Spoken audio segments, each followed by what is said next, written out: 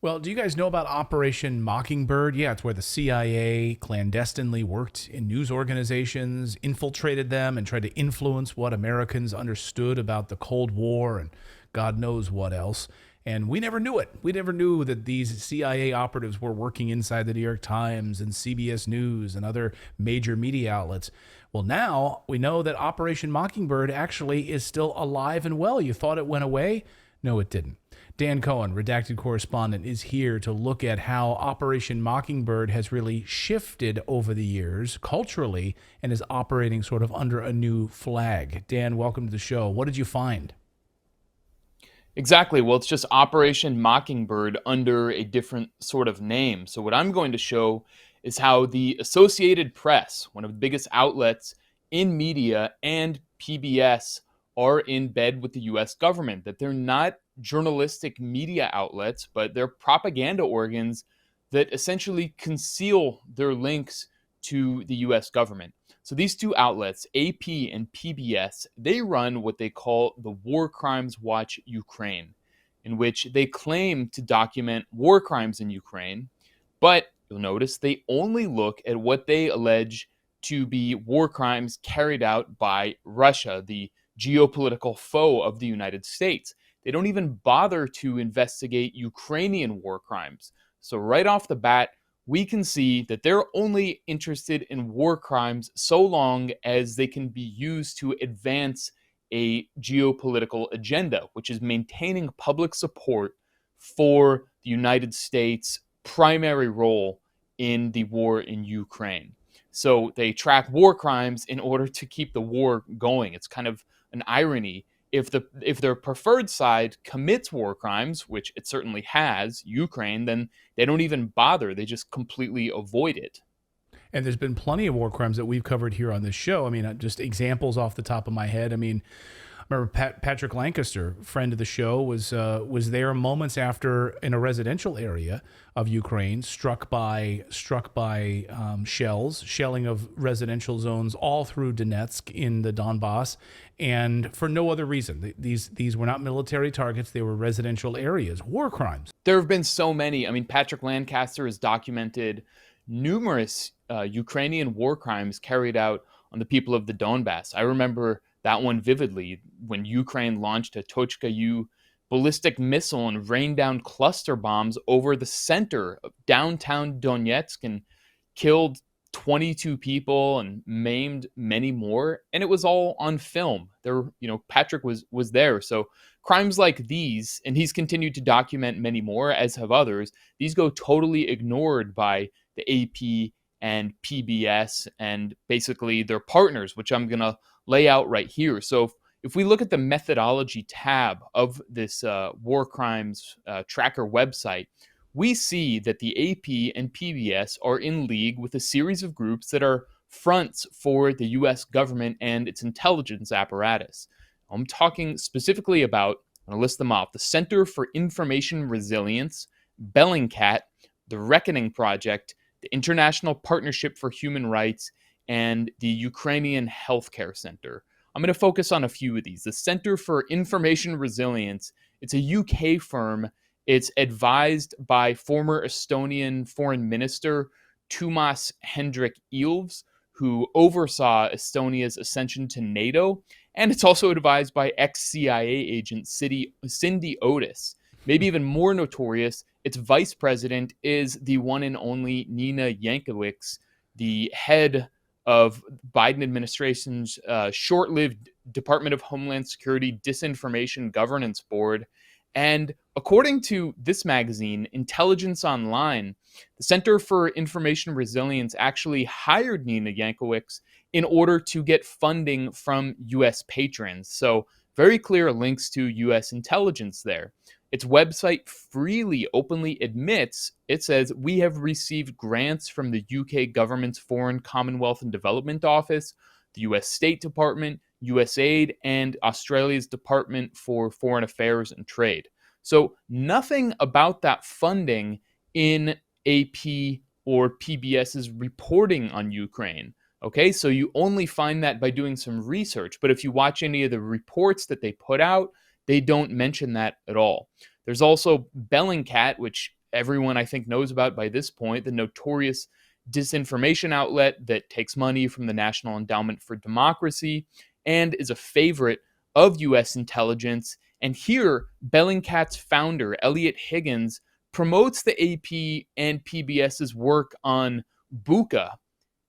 But of course, he doesn't say that they're relying on his organization for information. So kind of shady, tactic there to sort of conceal the links. And then we have PBS returning the favor, treating Higgins as some independent expert. So you can see this trickery. They don't really reveal anything. It's only kind of behind the scenes.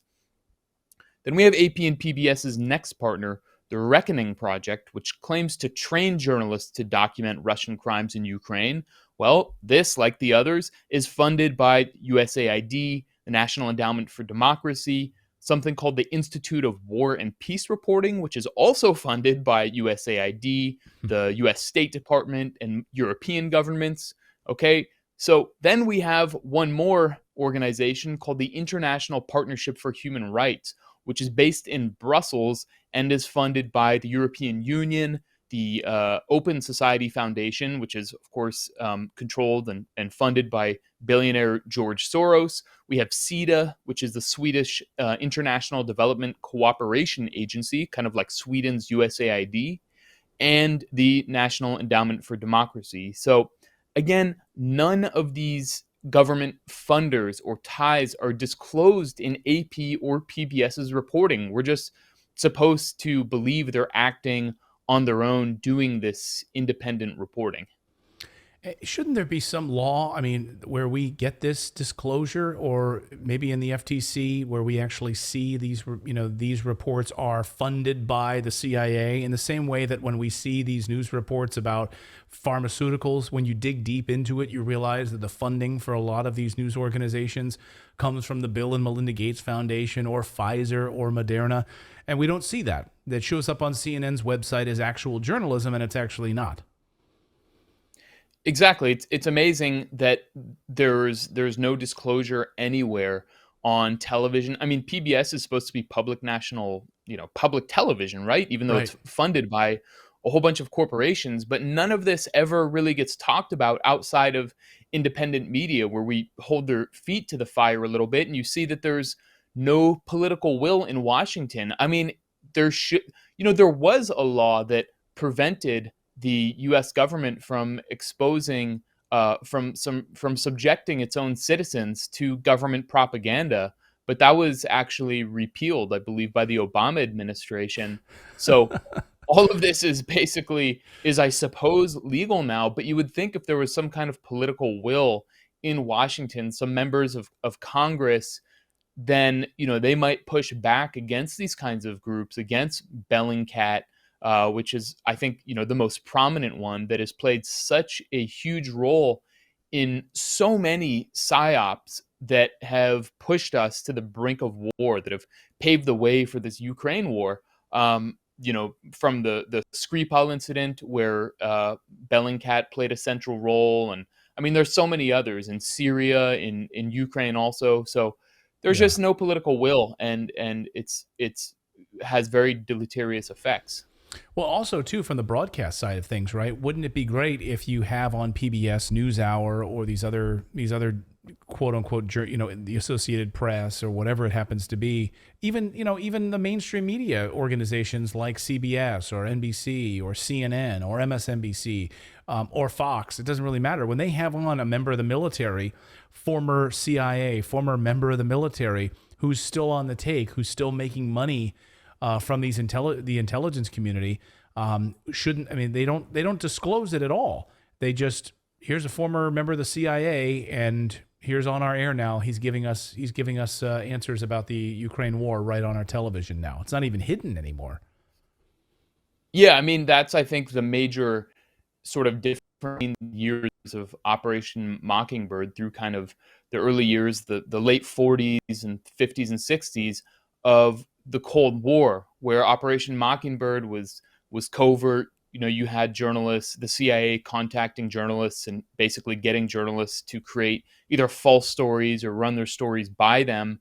And that was all secretive. But now it's just kind of out in the open where, you go from, I mean, John Brennan is the perfect example, ex-CIA director who is in the media on a near daily basis, talking about why Putin would have, why Putin bombed the Nord Stream pipeline himself, and, Yeah. giving out all kinds of disinformation with total, if you wanted to have, I think at least, if you wanted to have intelligence or ex-intelligence on television, that's one thing, which is, questionable, but at least push back on them, ask them some difficult questions, hold them to their claims and their lies, ask them, demand they show evidence, proof, as a journalist or reporter should do. But it's always, they just defer to them like they're these, oracles of unquestionable knowledge. And so it just says everything about the media. And so now, it went from covert to now out in the open, celebrated, and it's sort of like a total cultural shift in Washington where it's all just controlled by the CIA openly. And instead of like the cloak and dagger style secretive way, it's like they call it, democracy and free media. And, the Washington Post says, well, without this, democracy will die. It'll be in the darkness. Yeah, that's their tagline. Democracy dies in the dark, which is crazy. And yeah, John Brennan is a perfect example. Here's a guy that literally is a CNN contributor. That's how they can introduce him, right? CNN contributor, former head of the CIA, John Brennan, joins us now, et cetera, et cetera. But what about his other connections? What about his other money that he's making from outside of CNN? Do we get to know about that? Do we also get to know what sort of connections he still has with the CIA, where they're feeding him information that he gets to just go on CNN and broadcast? None of that, and no pushback, because now you're a CNN contributor, and we're excited to have you on board, John. We're excited that you're now an employee of CNN, so I'm not going to ask you any tough questions. You're hanging out in the building. You're in the cafeteria with the rest of us, and that's how this works now. It's unbelievable, but this is how Operation Mockingbird has evolved. It's right in front of our faces. Yeah, I mean, and there's so many other examples. Even more recent one, Jen Psaki, who went from White House press secretary, had a nice little break out of the public eye, and now she has her own show on MSNBC. After Right. so much disinformation for the for like the Biden administration, and then she just transitions perfectly. And it's just, this is like normal, accepted, standard practice in the media. And so it just shows, well, she was part of what was Tony Blinken's outfit, West Exec Advisors. She was Right. part of West Exec Advisors. So, which was basically part of the military industrial complex. Then she goes into the White House as press secretary, and then she goes into MSNBC. So this is like the military industrial media government complex. This is just one big animal that has just taken control of all media, which all mainstream media, which is why people more and more are turning to channels like Redacted or Russell, looking to Russell Brand or Jimmy Dore or alternative outlets where people are actually going to speak truthfully. Yeah, that's right. It's so sad. So sad. Well, people are turning off CNN, and that's why CNN's ratings are in the toilet. And now there's word that the head of CNN, the new head of CNN, who just came in like a few months ago, is already on the chopping block. Word spreading through CNN headquarters that he's about to be fired. So, well, people don't want to watch propaganda. Dan Cohen, great to see you. Thank you so much for this report. Thanks, Clayton. Thank you so much for watching this segment here at Redacted. We are live every day at 4 p.m. Eastern Time, trying to share the stories that the mainstream media will not cover. You should also come over and join our community of Redacted Rebels over at redacted.inc. That's our private locals community where we can share exclusive content that we simply cannot share here on YouTube. Come over and join the rebellion together right now by going to redacted.inc. We'll see you next time.